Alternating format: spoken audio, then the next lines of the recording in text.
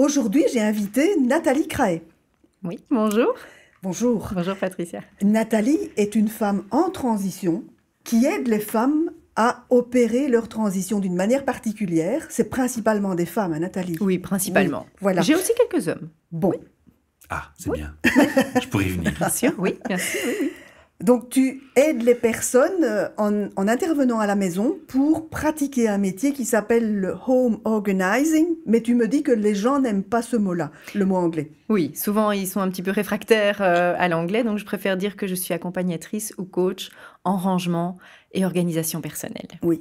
Et donc, le home organizing, c'est un métier qui peut paraître très pragmatique. Hein, Tu aides les gens à ranger les choses dans leur maison, etc., etc. Mais ça a des implications particulières sur l'être, sur la vie de la personne elle-même. C'est en ça que c'est très intéressant et c'est en ça qu'on peut dire que tu aides les gens à opérer une transition dans leur vie. Tout à fait. Alors, est-ce que tu veux bien expliquer comment ça se déroule? Comment se déroule une mission ? Yes. Oui. Eh bien, ça se déroule en plusieurs phases. Hein. D'abord, la personne prend contact avec moi.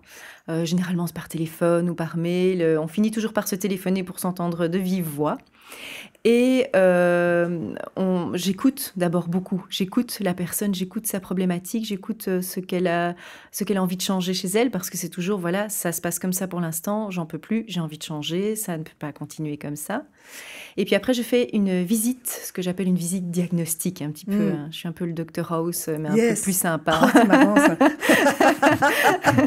Donc, je fais une visite chez eux, ou chez elle, et on fait le tour complet de la maison. Oui. Donc, vraiment de la cave au grenier, j'ouvre les armoires avec la personne. J'écoute de nouveau beaucoup ce qu'elle a besoin de faire, vers quoi elle a envie d'aller, parce que parfois, ce sont aussi des grandes transitions, des personnes qui vivent une reconversion professionnelle ou un après burn-out aussi. Des prises de conscience, en tout cas, qu'ils ne peuvent pas continuer à surconsommer comme ça, et qu'ils ont accumulé parfois des objets dans leur maison de façon exagérée, et ils ont vraiment envie de récupérer de l'espace, du temps. Visuellement aussi, ils ont envie d'être apaisés, d'avoir quelque chose un petit peu plus reposant comme lieu de vie. Et donc, on parle beaucoup pendant ces deux heures où je passe à faire le diagnostic chez elle. Et puis après ça, on met en place un plan d'action où je viens intervenir chez les personnes. Et là, je fais des missions de 3 à 5 heures. Oui. Où là, on désencombre vraiment. On commence par désencombrer la maison. Soit on fixe une pièce, soit on fixe un type d'objet. Je peux aller chez quelqu'un, par exemple, qui a énormément de livres, absolument dans toutes les pièces, ou des vêtements dans toutes les pièces. Et donc, on désencombre la maison step by step. Ça veut dire qu'on va jeter ? Ça veut dire qu'on va jeter, oui, certainement, mais pas que. Ça veut dire qu'on va aussi donner. Donc, je travaille avec des ressourceries, les petits riens, Oxfam, etc. Donc, toutes ces entreprises qui sont aujourd'hui nécessaires et qui sont vraiment très, très chouettes. On va donner, on va revendre aussi. Donc, on va faire vraiment tout ce qui est la seconde main. Donc voilà, il y a différentes façons de faire sortir les objets de chez soi. On peut les donner même à son entourage. Parfois, c'est tout simple. La solution n'est pas très compliquée. Le tout, c'est d'amorcer la tâche qui semble insurmontable. Mais donc, clairement, quand tu fais cette espèce d'anamnèse, le tour de la maison, clairement, c'est basé sur une espèce de mal-être. La demande est basée sur un mal-être. Oui, clairement, oui. Les personnes me disent, je rentre chez moi, je me sens épuisée, rien qu'à l'idée de devoir continuellement ranger. Je n'arrive pas à ranger, je ne sais pas par quel bout commencer.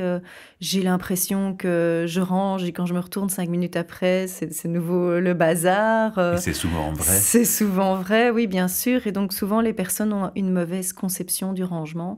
Oui. Ils cachent, ils déplacent leurs affaires au lieu de désencombrer ce qui est superflu. Voilà. Oui, et c'est très intéressant parce qu'alors la maison apparaît un peu comme une métaphore de la personne ou bien de son mental, de son esprit. Oui, tout à fait. Il y a un philosophe qui s'appelait Gaston Bachelard qui, dans les années 50-60, a écrit des bouquins là-dessus. Il y avait la poétique de l'espace où il parlait de la maison carrément comme une métaphore de la personne. C'est vraiment intéressant. C'est souvent ce que mes clientes me disent, c'est ma maison est typiquement le reflet de ce qui se passe dans ma tête en ce moment. Tout à fait. Alors, pour Patricia, c'est très clair, hein, le lien qu'il y a avec la transition. Mais toi, comment tu l'as perçu ou instauré dans ton projet? C'était dès le départ un projet qu'une idée de la transition de la femme, ou est-ce que c'était autre chose et puis tu t'es rendu compte qu'effectivement, il y a un vrai et réel impact pour la transition? Je m'en suis rendu compte après, en fait. Hein. Donc, au départ, j'ai commencé cette activité parce que moi-même, j'ai désencombré chez moi. C'était le premier Kobe. Oui, bien sûr, j'ai désencombré. C'était pas le Capharnaüm, hein. Je trouvais que c'était encore... Voilà, j'ai toujours été quelqu'un d'organisé, mais comme beaucoup, j'accumulais à la cave, au grenier, dans le garage. Et puis, j'ai découvert le désencombrement et j'ai essayé plusieurs méthodes. Et le souvenir qui me marque le plus, c'est d'avoir jeté mon journal intime de quand j'étais adolescente. L'adolescence qui n'est pas toujours une période super marrante, où je n'avais pas écrit des chouettes choses dedans, mais je me suis dit, est-ce que j'ai encore vraiment besoin de l'objet pour me souvenir de ce qu'il y a dedans, pour me souvenir des émotions qu'il y avait dedans, et donc je l'ai jeté. Et donc, c'était un acte très symbolique, c'était ça, parce très que symbolique. C'est faire un deuil, carrément, ça. Exactement. Mais maintenant, je n'ai plus besoin de l'objet pour me souvenir de ce que j'ai besoin de garder en moi pour mon évolution. Ça, c'est clair. Comment tu as fait le lien avec la transition, alors, finalement? Alors, petit à petit, je me suis rendu compte que les gens avaient tellement de choses chez eux que ça les occupait en permanence, mais ça ne leur permettait pas de penser à quoi ils servaient, à ce qu'ils pouvaient faire de mieux autour d'eux. Oui. Et donc, on en parlait tout à l'heure avec Patricia, on en avait discuté. C'est vraiment... après le désencombrement, après la réorganisation de la maison, une fois qu'on a fait ça, on peut se projeter, on peut avoir un projet de vie différent. D'accord. Mais tant qu'on est dans ce marasme, tant qu'on est dans cette espèce d'eau croupie de toutes nos affaires qui nous encombrent, on ne sait pas penser à ça. Je vais exagérer l'image, puis je vais rendre la parole à Patricia. C'est un peu comme si on voulait faire du zéro déchet en vivant parmi une foule de choses qui pourraient être presque apparentées à des déchets. Oui, exactement, oui, bien sûr. C'est très impressionnant ce que tu viens de dire, parce que alors, c'est comme si toute cette activité qu'on a dans la maison, hein, c'est vraiment un trip de femme de vouloir passer l'aspirateur à 6 heures du matin, etc. Ça doit être nickel. Il y a beaucoup de femmes qui me parlent comme ça. Chez vous aussi? Je ne suis pas en train de caricaturer, malheureusement. Non, mais je peux confirmer. Ce que tu perçois dans tes échanges, dans l'exercice de ton activité, c'est comme si les personnes étaient dans l'affairement. Oui. Et que tout ce brôle, tout cet encombrement... Le brôle, on peut le dire. Oui, c'est qu'on s'occupe l'espace mental avec des bruits, des objets parasites, et que ça évite d'aller à l'essentiel. Exactement. Oui, il y a des gens qui ne se rendent pas compte à quel point leurs objets les occupent au quotidien et donc ils doivent les déplacer, les entretenir. Et oui, en effet, ça occupe l'esprit et c'est une forme d'évitement aussi, clairement. Oui, et ça, ce que tu dis là, ça me fait penser aussi à... Bon, ça parlera aux personnes qui sont plus âgées, évidemment, parce que maintenant, les radios sont numériques, mais quand on était petit, on cherchait la radio sur un poste. Oui. Et c'est comme si, quand les personnes ont fait le travail, c'est comme si elles passaient d'une position entre deux radios à sur la FM. C'est ça, bien clair. Oui, c'est vraiment clarifier sa maison et le fait d'opérer sur les objets qu'on a chez soi, qui sont inutiles, mentalement, on fait le même travail sur nos pensées, sur sur notre état mental. Clairement, c'est un lien très, très fort. Oui. Et donc, faire le ménage, c'est faire de l'espace. Et ça crée comme un appel d'air, comme un appel au remplissage. Oui, exactement. Le vide appelle le plein. Oui, exactement. C'est vrai que les gens ont parfois peur de désencombrer par peur du vide. Oui. Parce que le vide, ça fait très peur. Et puis en fait, on se rend compte que en vidant une partie des objets, il y a d'autres choses qui arrivent dans nos vies. Un petit peu comme un jardin, j'ai envie de dire. On enlève toutes les mauvaises herbes et on choisit de planter nos plantes, nos fleurs qu'on a choisies avec soin. Parce que parfois, on est vraiment le nez dans le guidon et on n'a pas d'autre choix que de s'affairer, comme tu dis, au quotidien et d'être tout le temps dans le même mécanisme, dans les mêmes pensées, dans la même façon d'agir. Tandis qu'ici, on peut vraiment... comme tu dis, désencombrer, c'est vraiment faire de la place pour des nouveautés. J'adore la métaphore avec le jardin. C'est une très belle métaphore. Elle est tout à fait adaptée. Moi, le désordre, c'est comme un bonsaï, il est surtout sur mon bureau, Oui. c'est pas dans toute ma maison. Imaginons que mon bureau soit la métaphore de ma maison. Comment est-ce qu'on va faire? Donc si je me sens débordée, j'en peux plus, je viens de trouver, au secours, aide-moi. Comment est-ce qu'on va faire? Mais d'abord, on va vraiment trier, parce que c'est ça aussi, d'abord, désencombrer, c'est d'abord faire du tri.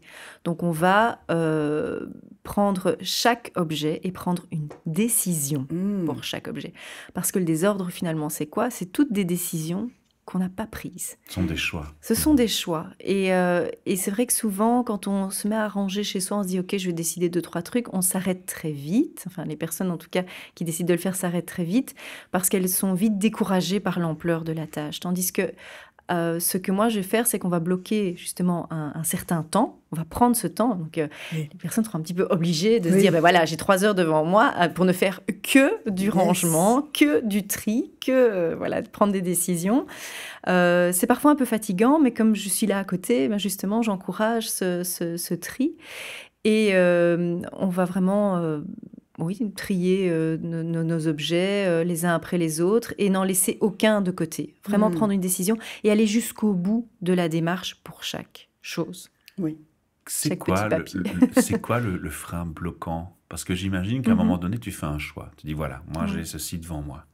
Je veux le jeter. Et qu'est-ce qui empêche les gens d'avoir fait plus tôt? Tu t'es posé les questionnements bien sûr, qu'est-ce qui fait que quelqu'un décide, ben non, j'ose pas le jeter ou je veux pas le jeter? Il y a différents profils de personnes. Hein. Il y a des profils des personnes qui sont très sentimentales et qui vont se dire mais ça me rappelle tellement de souvenirs. Et donc, ils ont une maison finalement qui est réservée aux souvenirs et il y a tellement de souvenirs que ça peut faire presque un musée.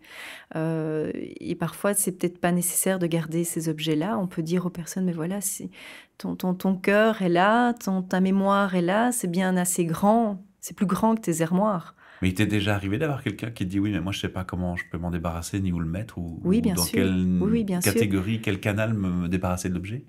Ah oui, bien sûr, il y a des personnes qui ne savent pas très bien comment s'en débarrasser. Comment trier, comment jeter. Oui. Il y a des phobiques de la poubelle. Hein. Il y a des gens qui ont une réelle peur de jeter, qui ont une réelle angoisse, qui ont... on a toutes sortes de personnes qui ont vraiment peur, qui se disent, oui, mais bon... On va polluer aussi, donc il y a les personnes qui ont peur de polluer. Question. Voilà, et donc c'est un peu le serpent qui se mord la queue. Oui, j'accumule chez moi, ça me pollue mon intérieur, mais là, j'ai besoin de m'en débarrasser, mais j'ose pas parce que ça peut... Voilà, mais les objets ont une durée de vie. Il n'y a rien à faire. C'est pour ça qu'après un désencombrement vient la question de si j'achète quelque chose, je vais acheter quelque chose de grande qualité. Voilà. Intéressant, tout ça. À fait. Très. Belle réflexion. Tout à fait, parce qu'alors, ça indique que la personne est plus focalisée. Et là, on comprend mieux pourquoi on est aligné avec la transition. Oui, tout à fait. Donc, ce n'est plus acheter du jetable, ce n'est plus acheter des choses qui vont durer un certain temps, mais pouvoir se dire, je ne suis plus obligée de tout posséder. Je peux juste emprunter certains objets, je peux louer certains objets pour ne pas avoir tout ça dans ma maison. Waouh! Oui, bien sûr. Une belle réflexion. Oui, je suis admiratif, moi. Et ça permet du coup de renouer du lien social. Exactement. De se reconnecter avec ses voisins, ses proches. Et c'est vrai que si on réfléchit un tout petit peu, on a tous une quantité d'outils qui dorment, parfois depuis des années, quoi. Oui. Donc c'est intéressant. Oui, et c'est vraiment super orienté transition. Ça. Exactement. Vraiment chouette. C'est remettre les objets à leur juste place. Les objets doivent nous servir. Et généralement, nous sommes au service de nos objets et c'est comme ça qu'on s'affaire toute la journée dans la maison. Mais ce que tu évoquais avec ces objets qui sont un peu des fossiles, des vestiges du passé, ça me fait penser soudain, moi qui suis une littéraire, à un bouquin que j'avais lu de Nicole Malinconi. Malinconi, je ne connais plus le titre, mais où elle racontait le fait, elle avait perdu ses parents étaient morts, il fallait vider la maison. Ah oui, le livre, c'est pas comment j'ai vidé la maison de mes parents, c'est possible, je ne sais plus. Je sais plus. En tout cas, j'en ai lu un comme ça qui était formidable. Oui, voilà. Ils googleront. Je n'ai pas toutes les références en mémoire. Mais là, c'est vraiment un travail au sens de labeur, de reconnexion avec la mémoire. On passe par une série d'émotions. Elle parlait de dégoût aussi, d'indiscrétion. Elle voulait pas être connectée à ce point avec l'intimité de ses parents. C'est très intéressant. Oui. Mais j'aide aussi des personnes. J'ai déjà rencontré plusieurs personnes personnes qui doivent vider la maison de leurs parents et qui ne savent pas par quel bout commencer, parents ou grands-parents, et qui se disent « je dois, moi, faire des choix que eux n'ont pas fait ». Et la question de vider la maison de ses parents ou de devoir faire un choix pour eux est d'autant plus difficile qu'on a déjà fait le deuil de ses parents et en vidant une partie de ces objets... On vide les souvenirs. On vide les souvenirs, on vide ce qu'on a connu, on a l'impression de perdre tout un pan de notre vie parce que, il y a notre enfance là-dedans et c'est vraiment pas facile et je pense que c'est pas mal d'être accompagné. Oui, c'est un double travail de deuil. Bien sûr. Réellement, oui. Tu m'as dit qu'il y avait 2 types de désordre et ça, j'ai trouvé très intéressant. C'était une idée que je n'avais pas du tout, donc tu m'as fait une révélation. Là. Je suis curieux aussi. Oui, il y a 2 types de désordre. Donc, il y a le désordre rampant et le désordre flagrant. Alors le désordre flagrant, c'est celui qu'on voit quand on rentre. C'est ce qui traîne sur la table, c'est ce qu'il y a sur l'appui de fenêtre, c'est les chaussures dans le couloir, c'est la pile de bouquins qui est dans le couloir ou à côté de la bibliothèque. Enfin, c'est vraiment ce qu'on voit. Et le rampant, c'est les chaussettes par terre. Non, je plaisante. Ça fait partie Non, le désordre rampant, c'est tout ce qui est superflu et qu'on ne voit pas. C'est ce qui est au fond des placards. C'est ce qui les 5 kilos de riz. Voilà. Oui, les 5 kilos de riz, par exemple. Il y a des personnes, parfois, qui, en désencombrant, se découvrent des quantités de pâtes. Vous regardez trop Koh-Lanta. Dans la cuisine. Je dis rien, mais... c'est vraiment ce qu'il y a au fond des greniers, au fond des placards, dans les caves. Et souvent, en fait, quand on commence à ranger, on s'attaque d'abord au désordre flagrant. Et en fait, on cache et on déplace. C'est clairement, la belle-mère vient déjeuner, on va vite ranger, on met tout, on planque tout dans le placard. On voit aussi des gens qui rangent en se disant, moi, je mets dans un autre ordre ou j'empile différemment. Et alors, ils ont le sentiment, j'ai rangé, je suis content. Mais en fait, ils n'ont fait que déplacer. Ils n'ont fait que déplacer. Et le mettre dans un autre sens. Oui. Le premier réflexe qu'on a souvent, c'est de se dire, je vais aller dans un grand magasin de meubles suédois et je vais acheter des grandes boîtes. Non, on ne va pas leur faire la pub. Mais par contre, est-ce qu'on est d'accord de dire que quelque part, tu crées un lien entre le raisonnement de se dire maintenant il est temps de jeter. C'est ça le lien, c'est ton talent, c'est de créer le lien avec le jeter en fait, concrètement. Oui. Ou se débarrasser en plus grande, c'est ça. C'est de pouvoir être conscient, remettre de la conscience. Oui, bien sûr, oui. Moi, je conscientise les gens par rapport à ça. Par rapport au désordre rampant, j'ai quelque chose d'intéressant à évoquer. Tu connais peut-être les groupes des licornes sur Facebook ? Ça me dit quelque chose. C'est un mouvement qui a été lancé par Herveline Verbeek et Marie Lefebvre, qui sont les auteurs du livre « J'arrête de surconsommer ». Et les licornes donc c'est les personnes qui adhèrent au groupe, les licornes. C'est là qu'elles se cachaient. Tout à fait. Elles se lancent régulièrement des défis, et notamment des défis, je n'achète rien pendant 15 jours, parce que je mange sur mes réserves. Je consomme mon désordre rampant. Oui, tout à fait. C'est marrant. Oui. On peut faire des pâtes avec plusieurs débuts de cuisson. On a des pâtes qui cuisent 10 minutes, 6 minutes, 3 minutes, et puis on met tout dans la même casserole avec ces temps-là, et on se refait un plat de pâtes comme ça, avec les fonds de baquet. Alors chérie, si tu entends ce podcast, s'il te plaît, va t'inscrire dans ce groupe des licornes. Donc on ne fait pas qu'organiser son désordre ou bien les objets dans sa maison.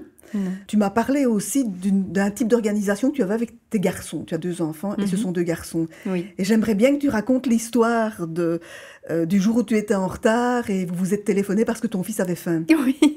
Oui, j'étais chez une cliente et je lui ai dit normalement je mets 20 minutes pour revenir, je n'avais que 12 km à faire, mais je me suis retrouvée dans des embouteillages. Et comme ils sont au courant du menu du soir, vu que généralement je communique à ma tribu ce qu'on mange le soir et ce qu'on mange même dans les jours qui viennent, il savait très bien ce qu'il y avait à faire. Mais alors il me téléphone, il me dit « Dis maman, comment est-ce que je dois faire ?» Je dis « Écoute, les légumes sont découpés. » On faisait une soupe de poulet. Et donc, j'ai dit, écoute, tu mets de l'eau dans la casserole jusqu'à tel niveau. Donc, tout ça par téléphone pendant que j'étais dans la voiture, avec le kit main libre, bien sûr. Et quel âge il a, le coco ? Il a 13 ans. Et donc, il a mis les légumes en route, il a mis le poulet dedans, etc. Et puis, quand je suis rentrée, le repas était prêt. C'était génial. Il était fier comme un pan. Il me dit, maman, j'ai fait moi-même le souper. Et puis alors, pendant tout le repas, il était là. C'est bon, hein ? Ah, c'est bon, hein ? Je suis quand même contente de ce que j'ai fait. C'est vrai qu'il était fier comme un pan. Et ça, c'est super chouette. Et je leur apprends ça. c'est pas seulement chouette et c'est pas seulement un bon moment à vivre, c'est carrément de l'éducation et de la construction du futur adulte qu'il sera. Bien sûr, c'est essentiel. Ça a l'air d'être une anecdote et en fait, symboliquement et sur le plan éducatif, il y a des processus super importants qui se déroulent parce que l'enfant, il s'est dépassé. Il aurait pu passer son temps à glander avec sa tablette sur le fauteuil en t'attendant. Ce qu'il aime bien faire aussi, mais tu vois, on gère. Donc, en préparant ce repas comme il ne l'avait jamais fait, il y a une notion de dépassement, de sortir de ses zones de confort. Il y a une notion un sentiment de fierté qui intervient. Il y a un rapprochement familial. Ça fait un lien d'intimité entre vous parce que vous avez eu un moment sympa entre vous en plus dans la vie. Vous avez tous les jours, mais bon, c'est un élément que ça a ajouté, quoi. Et alors, cet amour au service duquel il s'est mis, c'est super intéressant parce qu'alors il dégage des doses d'ocytocine, qui est l'hormone de l'amour, l'hormone du lien, et ça crée un bon ancrage, un ancrage positif qui va lui donner juste envie de réitérer l'expérience. Donc c'est extrêmement vertueux comme processus. Tout à fait. Ah oui, oui, et c'est vrai que je dis toujours, apprenez à vos enfants à cuisiner, à s'occuper de leur linge. C'est essentiel. Enfin, je veux dire, c'est les deux grands pans. Pour moi, c'est le principal, c'est la base. Après ça, tout, oui, mais alors, je rebondis là-dessus, forcément. Tu me tends une perche énorme, parce qu'on parle de rangement, on parle d'apprendre à jeter, d'apprendre à réorganiser son intérieur et sa maison et sa tête, finalement. Tout à fait. Mais les enfants, ils sont là quand tu travailles. Donc, est-ce que tu veux aussi dire aux parents que tu aides, tiens, apprenez déjà vos enfants à ranger différemment leur chambre. Apprenez aussi à vos enfants. On sait que les enfants ont aussi beaucoup de mal à jeter les jouets. Oui, oui, bien sûr. C'est vrai que... C'est pour ça que j'en parle, je fais le lien. Oui, maintenant, ils ont pas de mal ils ont du mal à jeter les jouets parce que c'est quand même difficile comme démarche. Mais je pense qu'il faut vraiment faire un effort de communication dans la famille. Ça, c'est très, très important. C'est de pouvoir vraiment... au lieu de dire « range ta chambre », qui est vide de sens pour un enfant, lui dire « voilà, j'aimerais bien que tu mettes tous les jouets qui sont sur ton tapis dans le bac qui est là ». Voilà, ça, c'est une phrase qui est... C'est concrète, constructive aussi. Constructive. Et on peut aussi partir de nos besoins en disant « écoute, j'ai besoin de nettoyer ta chambre parce que moi, j'ai besoin de propreté et d'ordre. Est-ce que tu veux bien mettre tes jouets dans le bac qui est là ?» Point. Et ça se fait sans cri, ça se fait sans heurts. Il y a aussi une autre chose sympa qu'on peut faire, c'est un truc que je vais donner, c'est aussi dire à l'enfant, tiens, ce jouet-là, tu joues encore avec ? Parce que tu sais, il y a des enfants qui n'ont pas de sous pour s'acheter des jouets. Et si on lui envoyait, tu ferais un enfant très heureux alors que toi, tu joues plus avec. Et de toute façon, tu auras d'autres jouets plus tard. Exactement, oui, il faut fonctionner aussi sur le fait que l'enfant grandit et la solidarité. Et parfois, c'est tout simple, dire, voilà, on va faire une petite caisse avec des jouets pour la crèche, la crèche où tu allais, ou l'école maternelle. Ils ont besoin de jouets, ou les opérations, pour l'instant, ça fleurit, les Pères Noël, etc. Ou les enfants qu'on voit dans la rue à Bruxelles avec leurs parents parce qu'ils sont rejetés partout. J'ai une référence connue. Il y a des associations aussi qui récoltent les jouets et qui en font bon usage et qui les remettent dans un circuit d'économie circulaire. Et on revient vers les parents, du coup, parce que même remarque pour eux, ça pourrait aussi les aider à jeter que de penser à ceux qui sont dans le besoin, qu'ils pourraient aider en donnant. Tout à fait. Je vais te poser une dernière question. Est-ce que tu aurais une anecdote marquante relative à quelque chose qui t'est arrivé chez toi ? Par rapport à ton métier, quelque chose qui a été déclencheur ou marquant, symbolique, métaphorique de ce qui se passe chez tes clientes? Non, mon mari est quelqu'un de très conservateur, très voilà. Et oui, ça c'est terrible. Il est vraiment très conservateur. Et alors de temps en temps, il fait du tri. Il vide un tiroir, ton bureau, ou une étagère, et puis il me dit « Viens voir, tu vas être fière de moi ». Et alors, je vois qu'il est tout content. C'est vrai que je raconte souvent ça en atelier, parce que je fais un atelier pour expliquer comment il faut ranger ses papiers, parce que ça s'appelle dompter la paperasse. Et donc, lui avait des classeurs où il était écrit juste son prénom dessus. Donc, il avait 4-5 classeurs où il était écrit juste son prénom. Et je lui dis, mais qu'est-ce que tu as en fait dans ce classeur-là ? Je pense que ce sont les papiers de la banque. Ça, je crois que c'est... je sais pas, il faut que je regarde dedans. Donc, à chaque fois, il devait ouvrir son classeur pour regarder ce qu'il y avait dedans. Et il s'est rendu compte que, oui, il ne mettait pas clairement les mots sur son classeur. Donc, il mettait juste son prénom. Et en fait, moi, je me suis rendu compte que c'était parce que quand il était chez ses parents, son papa tenait des classeurs pour ses 3 enfants et donc il mettait le prénom de ses enfants sur les classeurs et lui a repris ses classeurs avec son prénom dessus et il a continué comme ça. Et donc, comme quoi c'est parfois tout bête, mais ça s'apprend, ça tient un peu de choses, écrire un nom clair sur une étiquette. Super. Donc je vais boucler en disant que c'est une activité qui semble relever purement de l'ordre du faire et elle nous amène rapidement à travailler sur nous-mêmes. Donc elle rejoint la question de l'être. Tout à fait. De qui on est, pourquoi je suis là, qu'est-ce que je vais faire de ce temps et de cet espace regagné. Oui. Et c'est le fil conducteur des épisodes et des capsules que vous retrouvez dans Midoricast avec Tribuzen. Tout à fait. C'est un fil conducteur qu'on retrouve régulièrement. Alors Nathalie Craé, tu vas nous dire comment on fait pour te trouver et travailler avec toi. J'ai un site internet qui s'appelle rangetavie.com avec des petits tirets entre range, ta et vie. Comme ça, même mes mots sont bien rangés. rangetavie.com. Et alors, j'ai une page Facebook aussi qui est Range ta vie par Nathalie Craé. Et on te contacte par ces biais-là. Par ces biais-là, oui, c'est très bien. Et voilà. Tu es située dans quelle région ? Moi, je suis à Bruxelles. Mais tu te déplaces facilement aussi en province ? Oui, bien sûr. D'accord. Donc, si j'habite à Liège, je peux t'appeler. Oui. J'essaye de limiter autour de Bruxelles un maximum, mais voilà, j'ai des clientes du côté de Namur, de Charleroi. Ok. Oui. Merci. Tout à fait. Merci Nathalie. Merci à vous.